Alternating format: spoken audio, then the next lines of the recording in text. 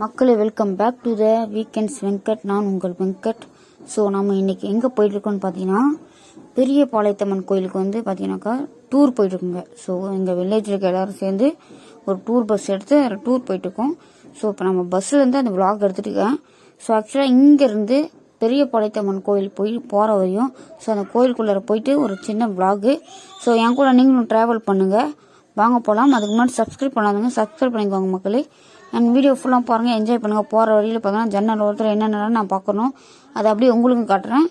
நல்லாயிருக்கும். அந்த மலை அந்த நிறைய ஏரியாலாம் நடுவில் வருது. சும்மா ஜாலியாக அப்படியே என்ஜாய் பண்ணி நீங்களும் ட்ராவல் பண்ணுற மாதிரி ஜன்னல் ஒருத்தர் ட்ராவல் பண்ணுற மாதிரி ஒரு ஃபீல் இதில் கிடைக்கும். ஸோ பாருங்கள், வாங்க போகலாம்.